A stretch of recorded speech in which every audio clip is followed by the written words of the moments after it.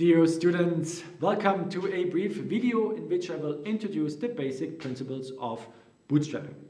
Bootstrapping is one out of many methods which help you to quantify uncertainties, and here we will focus on uncertainties which arise during a geophysical inversion, the theory of which we have covered in previous sessions.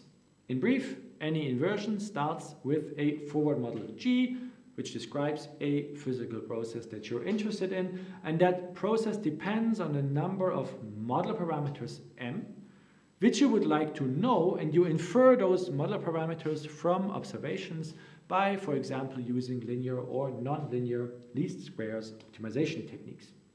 Okay, the question which then arises, all observations come with some observational error, and we would like to know how that error is transferred to our inferred model parameters.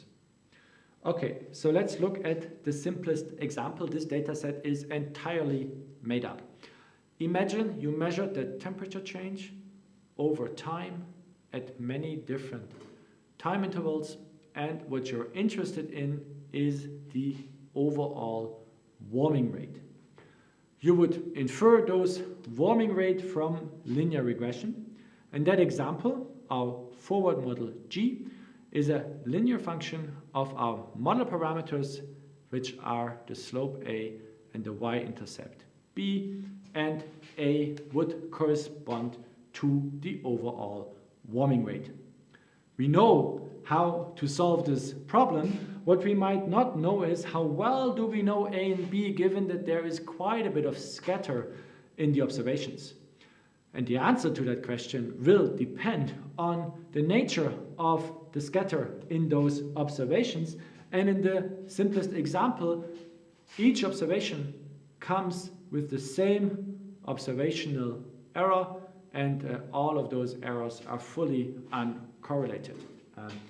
If this is the case, then the problem is solved for the example of linear regression, and it is solved analytically, meaning that you can infer the uncertainty of your model parameters from the uncertainty in the observations directly.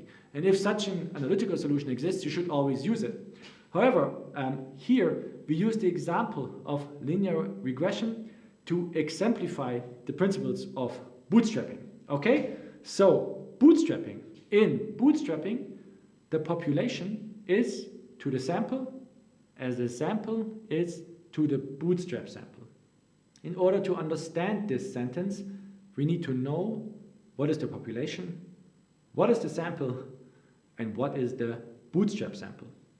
Okay, so in our example, imagine you go back and you do the same measurements again.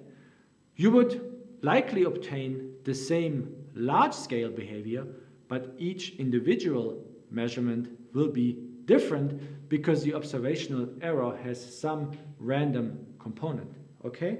And you could do this again and again and again. And if you would do this infinitely often, then you would know the population.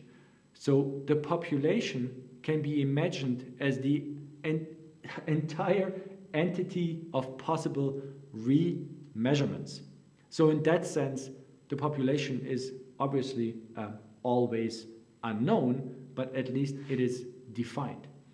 And each individual measurement would be one sample out of the entire population.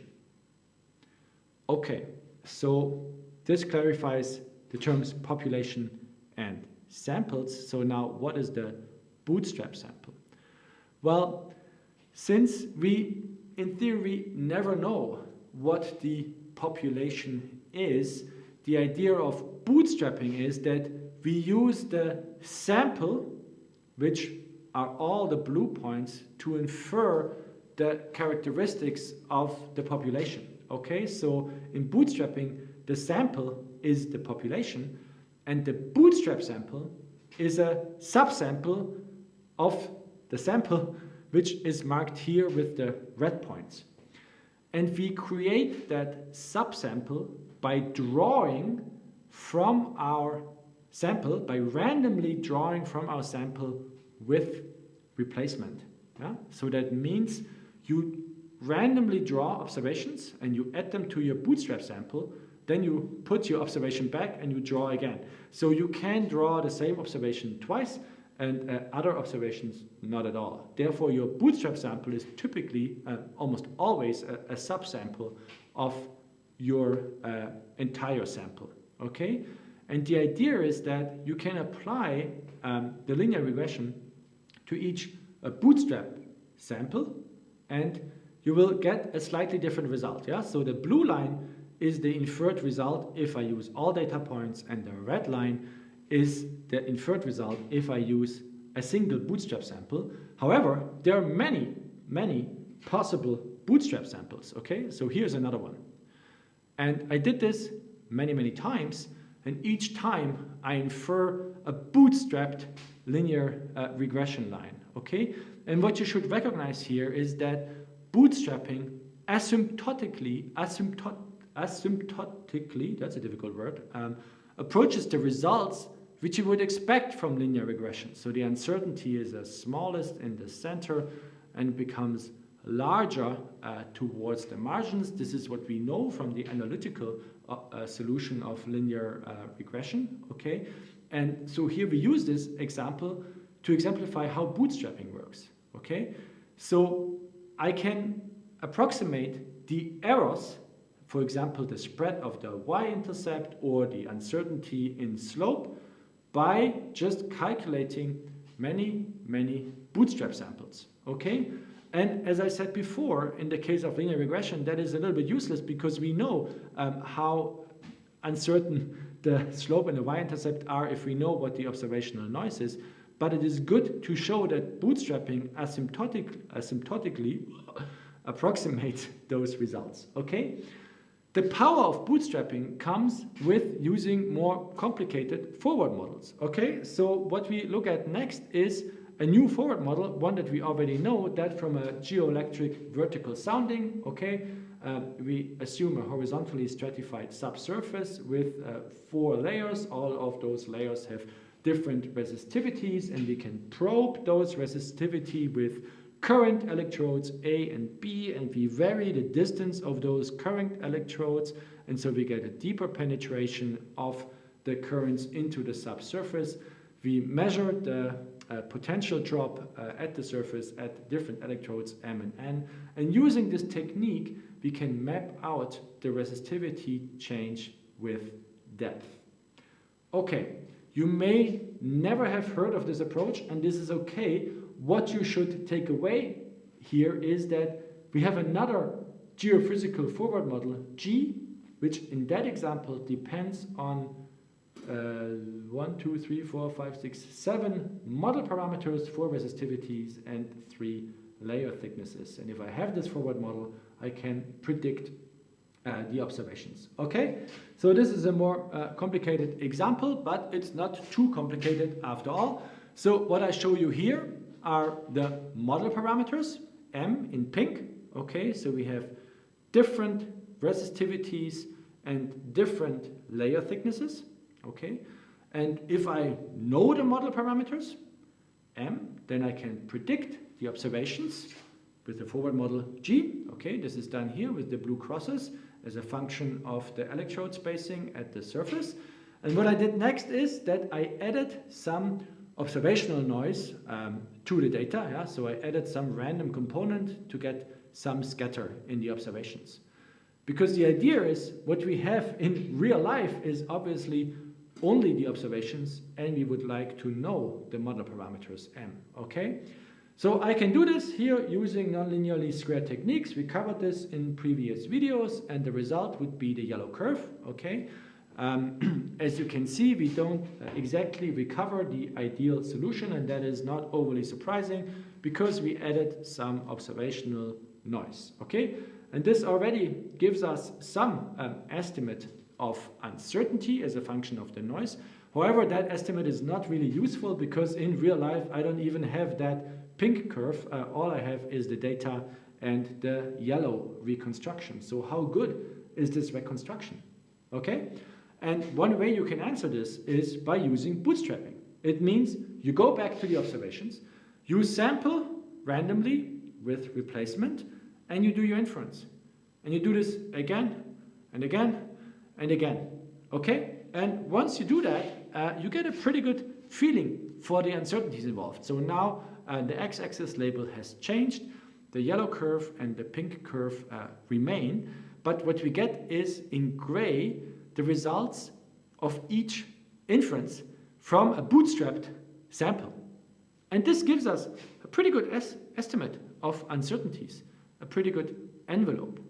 And note that although there are some outliers here in the gray curves, virtually all of those subsurface models fit with the observations. Okay, there's barely any difference. But without bootstrapping, I wouldn't really know that. Okay, and I can look at each individual model parameter and its spread as a function of the different bootstraps. Okay, so again, ideal solution is marked in pink, and you see that particularly here at the top layer, there seems to be large trade-offs. There is a tendency to predict a low resistivity and a very thin layer at the surface, which doesn't really correspond to the synthetic truth. Okay, if we go deeper, the uncertainties are a bit better constrained, but nevertheless, the takeaway here is that bootstrapping provides us with uncertainties, and without bootstrapping, we wouldn't have